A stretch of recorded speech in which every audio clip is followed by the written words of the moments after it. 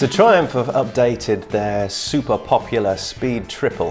The 1050 features quite a big upgrade for 2016. There's two different models, the S and the R, and we've just got back from Spain from the World Riding Launch, where we rode the R around the coastal roads and up into the mountains above Barcelona before trying it on track at the Calafat circuit.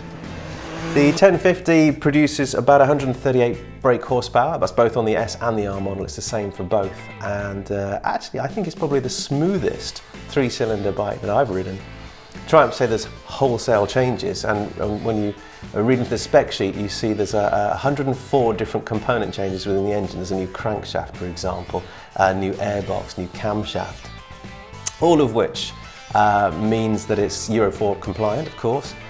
So the new Triumph has got 5 rider modes, all selectable by a handlebar mounted switch. You just give it a flick into which one you want, dip the clutch to select.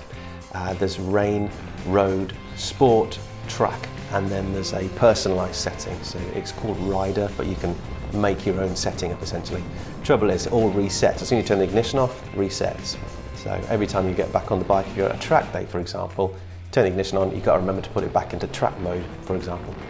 So the changes of 2016 are largely cosmetic and revolve around the engine and the appearance of the bike, leaving the chassis well alone.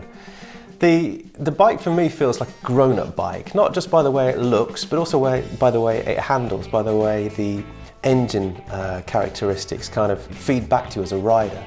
So it doesn't feel outrageously fast, but it's comfortable and it gets you places. It is fast and it accelerates well, but it hasn't got that kind of aggression.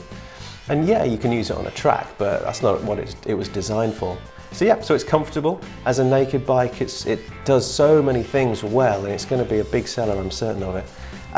It's priced at £11,500, that's for the R model, and comes with top spec components like the fully adjustable Olin suspension and Brembo brakes, for example, with Bowman calipers.